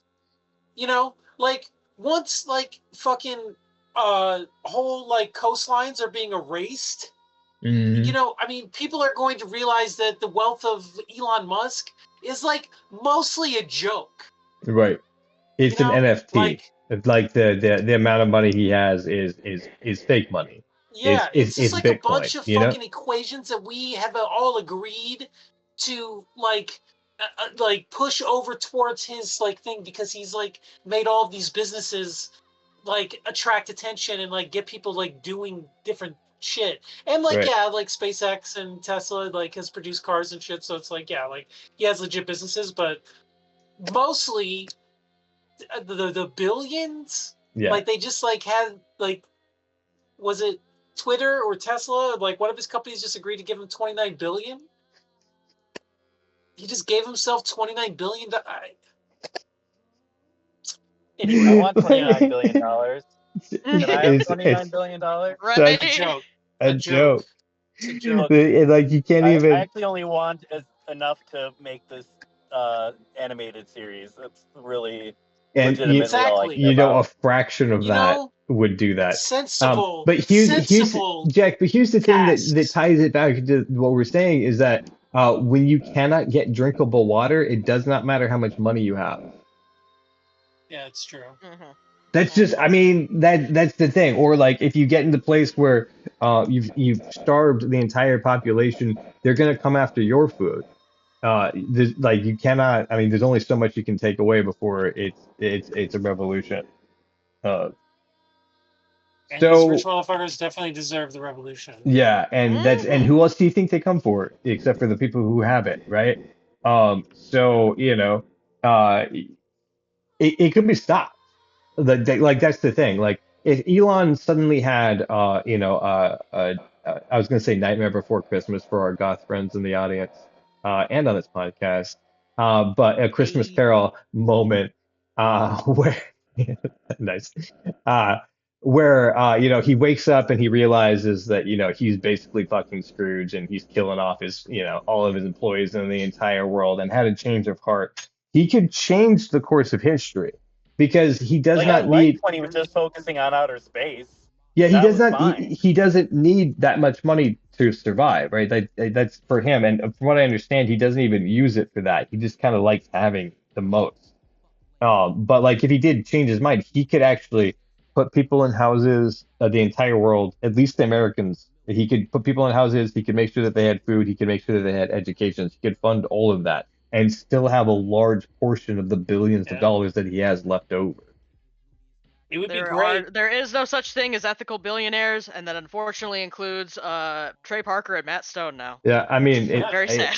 it's true. Like the only way to win at capitalism is by cheating and getting over on other people. That's just a fact, right? Yeah. You can do it reasonably, but the only way you can get the huge advantage is by taking advantage of people. We've learned it from our fathers, from our forefathers. It's the American dream. It's the American way. You must exploit if you're gonna become, wealthy. Wait, so Trey Parker and Matt Stone are billionaires now? They're Well, officially they billionaires. Yep, as of the yeah, Paramount Plus deal. Wow. they got Do they get all 1.4 of that billion, I up front, believe. or is that like over time? Or I don't know. I think they just Yeah. got that. And like they just paid it up front? Like, here's the money. Give us the Yeah, I $6 think they were like guaranteed it in a contract somehow. They may not have been paid it up front, but I think they were guaranteed it in a contract, because you wouldn't do that Trump shit if you weren't guaranteed that money up front. Like if they could take that money from you, they wouldn't have done that, I'm sure. So yeah, that's a secured deal I was for sure. giggling incessantly. I was giggling incessantly at the little baby JD Vance. I could not. I yeah, I was it was so gone. good. It was so Oh, good. did they I mean, release the second episode now? 'Cause I Yes. thought that there was like a week where they didn't. The second episode is out. I just watched it. I was just like, oh my Okay. god, I can't. He's a whittle. Nice. Yeah, I mean they produced really good stuff over time. Like I love Book of Mormon. It's one of my favorite musicals. And South Park has consistently had some great seasons. I think like right now they're really at like fuck everything. We don't give a fuck anymore. We're just gonna throw these things out there. Who cares? We have money, bitches. yeah, that's true. Which is what you can do when you finally have when you have enough money to not care. It's a billion point you four. can say whatever you want. I'm surprised Colbert isn't doing that because he's fired anyways. So you might as well just say whatever It seems you like he want. has been. Like his last Has he? monologue was pretty. Yeah, I mean, I think he has been. Like he's not taking. He's taking no prisoners. He's been like harsh against CBS. He's been harsh against Trump. He's been harsh against everybody. Like Harsher than usual, or the same amount? I mean, I would say the same amount, but I mean, definitely not pulling any punches against CBS. Definitely Okay. not. I mean, that's so funny. He was the Republican correspondent on the Colbert Show. Yeah, but that was like I a mean, character. so- satire. Oh, okay, gotcha. So Satire. I didn't realize he'd come out and like where he was actually at. So Lisa, I'm going to spin it back around because this idea you said that there's no such thing as an ethical billionaire, and we all agreed with you. And then we say Matt Stone and Trey Parker. So we obviously know they have to have exploited somebody to get all that money. So Yeah. I mean, but the people that they have exploited are like people like Scientology and like pop culture and lampooning point. it, right? And I like would these big still- studios. I think an argument could be made, like, in terms of, like, just South Park's been on the air, and I love it so much. It's been on the air for so long now. But, like, that extremely tight production schedule, like, they could not do what they do without being, like, real hard asses on their people. Like, that is, Ooh, I would be good, 100% sure about that. Good point. Well, Like- Good also, point. you know, Yeah, they probably have a should give 24-hour some of work that schedule. money. Do that though. They should give some of that money away. They Yeah. shouldn't like keep all of that. Like Yeah, $1 hopefully billion. that's Like, not they all should- just for them, and they're putting it back into their That team. it's not I hope ethical so. to keep. I hope It's not Right. ethical to Yeah. amass that much wealth. I think that's a really good point. I was saying that about King of the Hill also, kind of as a joke, and then I was realizing that it is a truism of most 90s animation that it was shipped over to like North or South Korea. I apologize. I don't know which one. And they had a lot of animators who were working on it for not very much. So like of course there's like quality, and then they can turn it out pretty quickly, and it might be true. They're probably driving a very hard team because that is not easy to do, to turn out an episode every week. Um, from the inception on Monday morning. Yeah, and it's beautiful. It's wonderful. I love it. At the same time, I'm like, this is not an ethical art form. We cannot Right. we cannot call it that. Well, This is not okay, an ethical so art form. again, I we're love gonna that. say It's not. allegedly. It's not. Thank you Because- for that. This is yeah. not an ethical art form. You're noting that it's very unlikely, although we have no facts on that for them, but still, right, somebody's being exploited to be able to do that. How Not an ethical art form. unethical art form. That's it. Cox and Space is over. We found out we're unethical. It's even We more have tempting. cartoons. We have panels. It's a comic. It's a comic, guys. I can't believe. Yeah, exactly. Like, Oxygen Space has come out as unethical, so we're going full steam ahead with unethicality. Yeah. So we're going to Unethical. exploit ethicality. everyone. Oxygen Space. Unethicality. Unethicality. We're taking a stand for unethicality. Yeah, if we pro. want to make that real money, Pro unethicality. yeah, based on this conversation. Bro, we have- unethicality. Yeah. Yeah. Um, It's so the only way forward. guys, we're in the last like half hour of this show, so we're gonna be wrapping it up in case you're wondering, but it's still like 25 minutes away.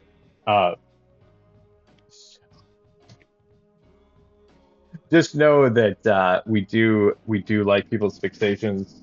We do like to talk about them on this show as long as they're not so gross. Some people have body fixations, and bodies gross me out. Just in We're general. not talking about those. Yeah, Hey, I have exactly. gross ones. I'm not talking about them. Exactly, you know what I mean. Like, but there are things that I'm like polite. super fascinating. Some people don't know what that line is, I guess, and that is not to. It's just where they're at. I have known a number of people who I love dearly that are completely oblivious to social cues and don't know when they shouldn't say stuff. And you just have to be like, yep, that's gonna be who they are. That's what's gonna it is gonna be what it is. Again, I'm talking about friends that I've gathered who seem to be on somewhere on the divergent. I do comedy because that's the only time I know when to say stuff. Uh, Right. You're like, it's clearly my turn to speak because I yeah, have the microphone. They're all looking at I me, have and the the light. microphone. You all came expecting me to say stuff, so finally I can say stuff and not step over anybody. And I'll be Yeah. weird about it. So Why are you talking at Aaron? I Yeah, don't know. I'll exactly. go back to not talking. Uh, No. the first 20 minutes were probably the best minutes. The first No. 20 minutes. Because I wasn't here. So No, oh, bro, you had to. He's like, I want to just make sure to nail that in. No, I Right, was. we get it. It We was. get it. I'm just kidding, guys. I'm just kidding. I'm No just kidding. self-depreciation in this That's household. where I was like, like I don't like people have who talk bad appreciation about to my appreciate. friends, dude. So don't do it. I'll fight you for Aaron's honor. No. Uh, so here's one of the things that I believe to be true. I might be wrong about it, but I feel like another reason that people are so terrified of this like idea that gender or the gender doesn't exist is because it reminds us too of the fact that we're all aging, and the closer we get to like the older we get, the more like gender becomes less of a thing. And in a number of different ways. From what I understand, it becomes less important, although there, a lot of STDs going around Florida retirement homes. Super It's gonorrhea that a does bit not a respond big, Whoa. to yeah, big antibiotics. things. So Super that apparently gonorrhea. the drive doesn't go away Super altogether. gonorrhea, yeah. Count me out. I don't need that. I'd rather not fuck. I'll just like Gonorrhea from planet Krypton. Yeah, exactly. I'll just Super masturbate. Thank you very gonorrhea. much. Right, yeah. So that drive doesn't go away, but like in so many ways, like just age just like takes away all features. Like we kind of move towards this like graying middle area of like non-gendered space, and I think that that's one of the things that terrifies. Because like in the face of it, it's like if I don't have my gender, then I don't have an identity. So like it's that's I think that's why we get people's reaction that is so severe when they see something that Yeah. like warps it because like Yeah. you've crumbled their they haven't taken a good trip I think like it's because at a young age they're not exposed to the idea that gender is a concept. It's not like a hard-coded thing. So like when they are fair eventually exposed to fair that idea, they somehow think that they're like being tricked, or it's like it's such a fundamental shift that they panic and they don't know how to deal with it, and so it creates a fear response, because they have just been exposed to the idea at the wrong time, and it's like a shock to them to think that they're like something that they think is so fundamental to their identity and who they are essentially is like some like theoretical concept and not like a hard-coded essential thing that exists in like 13 dimensions throughout Christian God's like paradigm. Christian guy's paradigm. Yeah, He's it's got just the like, I double mean, name on that one. you just like imagine people that are like so set on the idea that their like penis or vagina establishes like every behavior that they have essentially, like from the very inception of a thought, their genitals are establishing why they decide to behave the way that they are, and it's just like Yeah, very interesting, it's right? just The idea that we have a tendency to nurture females' emotions while asking boys to be tough and stop crying, right? Or like the yeah. types of toys that they're given as gifts, right? Um, uh, Very few girls are handed guns for presents. So Or Right. if they are, it's pink guns. But Well, still and guns. we're Like, afraid of girls being handed guns and still deciding to wear skirts and like I don't know, like be Barbie, but still like know exactly how to handle a gun better than a man. It's just like it's weird and upsetting to think about because it's just like reality isn't approached. Like we can't apprehend what reality is because people are afraid of their little like childhood ideas being like challenged. And it's just like it's very upsetting because it's just, you know, why can't women or men be like, why can't we have a spectrum on these things? Right, right. Or is it more understood, right? That it's not black and white. Yeah. Um, so then I asked the question, what's the solution, right? Like how, I mean, so obviously you're saying it starts in childhood where these ideas come from. So what's the solution Education, in my opinion. Yeah. I mean, I see a lot of it in like parents, like my parent friends. I'm not one, thank God. then?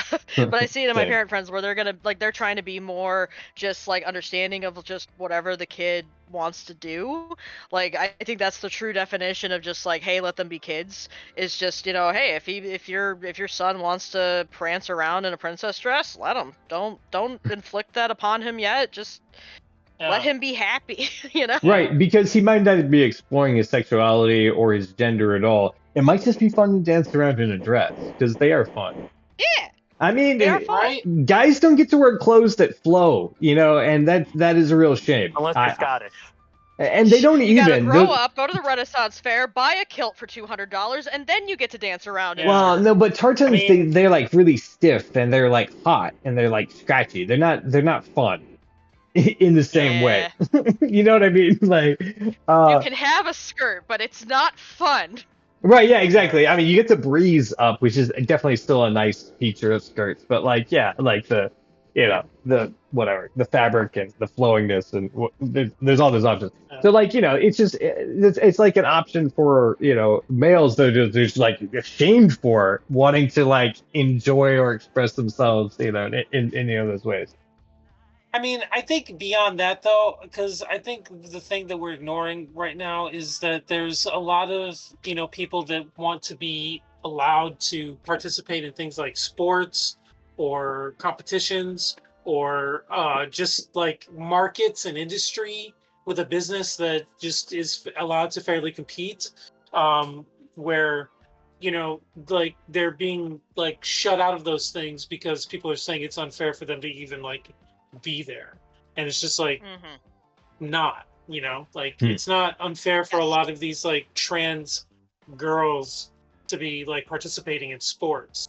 Like they're not winning an outsized number of competitions, but anytime they do win a competition, it's like somehow seen as like some kind of affront to the people that like, or the women that are also in there that were born biologically women, instead of being like, listen, you try your best and like you go for your personal record and like however you do, we're going to like celebrate you for that. Whoever wins, we're going to celebrate everyone for doing their best, not Right, just the right. winner. Like the winner is just the winner. That's just who won. That's who won. It's But the like whole point everybody of the should be trying to do their competition, best, and we though. should be Yeah, yeah. supporting everybody in like doing their best, not like who wins. Like it shouldn't be about like you coming in first just because you're a biological female. Well, I don't know. Anyway, a lot of like controversial shit there, but it's just like I just feel like there's like an inordinate amount of expectation put on people that are trans identifying, because they're like expected to be like either their biological self or they're expected to succumb to some gendered ideal of what like if you like are a trans woman, you're supposed to be weak Right. Yeah, like no, I because like women are weak, right, or I yeah. don't And that's the hitting on, that's the idea, right? Like it's this idea that it's coded to power, which makes and I'm it a cis male, unfair. so I'm not trying to say that I have the ultimate idea here, Lisa. If I'm like overstepping my bounds here, please let me know. This is just No, the no, way no. that You're I see it. you're you're hitting a point, and that is part of like what it is of just like why is this a thing that we're protecting? I don't understand. There's a couple of like I have a couple of points on that level. Number one, there is a reason that we do not do chromosome like mandated chromosome testing in gendered sports. It's because of all the cis people that would find out that they don't have the chromosomes that they think they Yeah, do. yeah, First exactly. off, It's actually because true. being intersex is a thing and we don't talk about that at Yeah, all. Like yeah. it's such a thing, and there are so many more intersex people out there that are aware of it, and that's a part of what would make this a big jumbled mess. The next part is, what's funny to me is, like, if you're going to argue, like, okay, like, if you're a male and you're a trans woman, like, that means you have a biological advantage or whatever, over all of these other, these I hate the term biological woman so much. It's not good. It's a dog whistle for transphobia. But, like, I guess Right. she's biological woman because that's what the term they use. And if anything, that's what's funny to me is, like, well, in that sense, you are basically arguing that we should be giving out, like, puberty blockers even earlier, so that these people that could become, like, adult athletes, but know that they are transgender, it's like, well, get them started early so they don't have all that testosterone building. Like, why is that weird? Like, and I don't get it. But this focus is on, like, oh, we got to make sure, all of these kids are, getting their genitals cut off, which is, not happening. It's No, it's not at not all happening. happening. No, it's more puberty blockers than anything else. Like, that's probably, like, the biggest medical thing that's happening. And BT dubs, not only trans people are getting that. You have a lot of cisgender people getting that. Like, girls in gymnastics, they get them. They delay their puberty. They keep themselves nice and limited. So it's like the whole system is already built on just beating the system, and we're looking at trans people and just being like, no, you're not allowed to beat the system the way we did. You have to go over there. Yeah, well, also I Well, want to point out the thing that Jack had said was that there's not an inordinate amount of wins. They're like called out in the No. media. Like you're like, yeah, I mean, like, Yeah. yeah, it does happen that there are some women, intersex women or transgender women who are competing and do win, but it's just, yeah, it's not anything to like really. When you look at the stats, you're like, okay, yeah, so what? It's really the thing. Yeah. Did you Yeah. have some more thoughts? And it's do you have more things? If you have more Oh, things, I have more sorry. things. If anybody else has more things, Here's one as thing a I just theater want to. person, I'm against Yep. sports there you go. That's a great stance to have. for Right. Yeah. anyone. I think we should do more Exactly. plays and musicals. We should, and also to our roots, where the men and women were all playing the roles just as they could support it. And Yeah. it's the makeup and costume you're wearing, and nothing else is important. One of the things I want Remember, to in point out with you, Shakespeare's day, all the women's roles were played by men. and then there's that. So fun times. Uh, but like the thing is that I think that everybody who I've heard have the conversation about how there's more intersex people than we're aware of, and the reason that they don't test in places that they do is because they don't want to shock the general public into knowing that, I think is a disgrace, honestly, that people don't more commonly know that thing. Because I think that once you recognize that you're a part of a group, you're going to have more empathy for that group. And more people who find out they're like, oh crap, right? Like there's the reason that I've been feeling one way and not another way, or like, like I'm kind of like in between the two genders, right? Like I think that when people yeah. became aware of it, they would be like, oh, thank you, now that I have that knowledge, and it doesn't feel weird anymore because I understand why. And I'm not saying that's always connected to that, but I was just like, yeah, I think that people should be shocked into finding it out because then they would have compassion. Yeah, I agree. Because I think that a lot of people are afraid of just the idea of people that have like a different gender identity because they think it's like somehow like a mental illness and it means that they're like messed up. So I think I think it should be like very well known that gender is fluid. Like the best scientific understanding, and again, scientific understanding, cold reason, completely uninterested in any kind of cultural sway, in any kind of like bias, like just trying to look at the cold hard facts. Gender is fluid. My guy, just look at Just history. Like, look how gender is expressed through history, even through Western culture. Like, high heels yeah, are worn by King Louis, and he's wearing, yep, and they're wearing wigs in American yeah, Parliament. You know what I mean? Like, this is not yeah, bizarre at all. It's just that we've decided in this day and age what is female, what is male, and yeah. there people are having an issue with it. Now, Lisa, we are in like the last 10 minutes of the show. I would like to hear Yay. kind of like your wrap up thoughts, because I know you still have a bunch. So the floor is yours. As our guest, ladies and Oh, gentlemen, Lisa fun. Green, you are here with us. Yeah, fine. Circling. I mean, kind of circling back around. We were coming into like this into this conversation earlier, and I didn't really say it then, but I mean, just Want as to like hear a nice wrap up thought. I mean, there's so many things. We went over so many things today. it? But I mean, just as a like like a summation wrap up. Basically, it's to say like the state of the world, the way that it really makes me upset these days is just that we have, as Americans, just kind of fetishized and glorified this sense of individualism, the sense of the one, like you are a one person and you have to stand by, on your own and Hmm. pull yourself up by your bootstraps and all that crap. Mhm. And like that's not helpful for us. It is community that drives us forward. It is community that creates the pro-social behavior. It's that kind of same behavior that's also in these animal communities, amongst other species. That's what we need to survive. It is 100% what we're going to need going forward, and that's why we need to keep saying like, hey, don't do that thing where you just fall in line and conform, like, because that's the dark side of it, is like back World War II and the Nuremberg trials. Like, we were looking at studies of conformity in psychology, and we were saying like, oh, like, why did we do this? How did this happen? Why did we let this dictator create this whole regime that killed so many people? Well, it was like we were just following orders.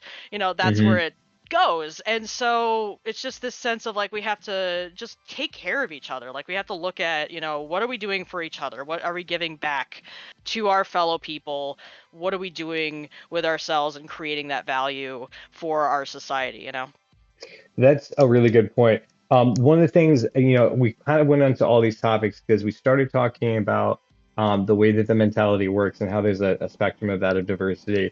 And we talked about sexual orientation and gender and how there's diversity in that. And then we got into the way that culture forms and the way that the government is running. And I think that these are all very interrelated to each other. Because one of the things that you said is, as a community, we have to come together and do that because we have been fetishizing and it has been indoctrination to the American culture that the individual is the number one thing in order to keep us isolated from each other, in order to break Hmm. us off so we could be controlled. But what we're actually in with the things that we're talking about, whether we're talking about Israel or we're talking about gender or we're talking about the state of this country, is we're talking about we're in the middle of a class warfare. That the wealthy have been Yes. waging a war on all the American people, and the only way that they're able to keep doing that is they're splintering us off on different groups. And they've been doing it whether it's the hippies and the religious right, or it's the Hmm. black and versus the white, or it's the gay versus the straight. They're just trying to splinter us off into each other. And if we're gonna make a change, we have to look at each other and see individuals and celebrate our own uniqueness because that's the thing that helps us not to conform to this thing or like we are so important and we're the individual who's the universe is revolving around us because we're going to recognize that well, all of us individuals are useful to each other because we all have different skills and we all have different talents and not one of us is alike, and that's why communities exist, is because all these people have all these different talents that they can bring to that, and that's on any range, like people who have disability like Down syndrome or what they consider a disability of autism or things that like make them different in ways that still have value and still can bring value to the community for what they do. So that was I thought that was some really good points. Yeah. Um, I think you made a great point. I totally agree. Everyone is valid, and we should see everyone, no matter how we deem their potential capacity. We should assume we are wrong and that they have more than what we can see. And we should try to work as if we are every day trying to bring more and more of their full potential out to help every single person around us in our community to be the best person that they can be and to recognize that no one should be restricted on any metric Yeah. because most things are fluid, but most people will surprise you. And, you do not know what a person's potential is. You just Yeah. know. True. You can't Hmm. say. So everyone should be supported in what they want to do, and we should not judge anyone, especially based on gender, which again is just like a perception that you have. about yourself and about another 100%. person and Yeah, about culture. You exactly. know, so And Aaron, I know you have some thoughts about how it's necessary for us to love each other. Yeah, I was basically just gonna say all that matters is love, respect, empathy, meeting people where they're at and just caring about Mm-hmm. them and not thinking you're better than another person. Fair. I Yeah. am really listening to South Park right now, Aaron. So I need you to tell me what your penis would say in that regard. It, my my penis doesn't speak unless spoken to. Uh, I'm not going to speak directly to your penis. I don't want to get too close to it. that's okay. That's understandable. That's why he doesn't talk a lot. Like I think with my brain and not with my other brain very Not the Lord. often. I'm still curious, though. I mean, the people want to know, so you Yeah. may have Well, to. that one just thinks that you should watch Cox in Space. Okay. Okay. Because Cox in I Space mean, is there's exactly dicks everywhere there. what we've been So many embodying. dicks. Yeah, is that we do. I mean, I'm not trying to be like to like 90s rave scene, but you know, we are about the plur, the peace, love, unity, and respect. That is what I want to be recognized as for on this show. So, Lisa, welcome to the Boy, we're team. going raving. Yeah, I know, Yay! right? And we're glad to have you. And this is continue the direction that I want to keep going and having these conversations with people because I think that they're important. I think that it's important for our culture to take a look at the things that scare us and realize and see if they're important or not, and then just recognize that people are people. We're all in this together, and we don't get out, we don't survive unless we're working together on it. Um, Mm-hmm. Guys, thank you so much for being here tonight. Lisa Green, thank you for being our guest. Jack Thank you Haynes, for having me. also fantastic on getting Luna into the picture, and Aaron Cosbill, the professor of comedy. Again, Jack, do you want to shout out your Twitch? Yeah, if you guys, Cool. if anyone out there enjoys watching Rocket League streams, I stream Rocket League on twitch.tv/Kopasu. I hit my very first flip reset goal yesterday. So I'm What? like, yeah, Congratulations. That's yeah. awesome, My dude. mechanics are there. I'm officially nasty. Let me see if I So can describe this move for everyone who's in the audience. So he's has a ball, he's a car, and then he flips upside down, touches the ball, and then do you launches the guys do, ball in the air. When do it you guys want happens, to see it? it's a pretty Do sick you move, guys actually. do you We're guys about to wrap up, but we'll do it on the Discord. Is that all right? Uh, yeah, yeah, yeah, yeah. Ew. yeah. But yeah, I will check it out. And you know, guys, if you are listening to this podcast, you missed out. You can always join us on the Discord 7 nights a week. So you can always do that. Aaron Consville, professorofcomedy.com. So you can check all his show dates that are coming up. They change all the time, and these episodes come 2 weeks later than these than we're having these conversations. So check Professor of Comedy, you'll be able to figure out where his shows are at that time. Lisa Green, you want to shout out your Insta? Oh yeah, Lisa Green Comedy on Instagram. Follow me there. Follow Deep Ton Comedy on Facebook and Instagram for all the things that I'm doing. I do not have a website yet. Maybe eventually. I don't know. We'll see. All right, and we'll see. We're looking forward to that. Thank you again for Yep. being a guest, and we will Of see course. you guys all later. Bye. Bye. Bye.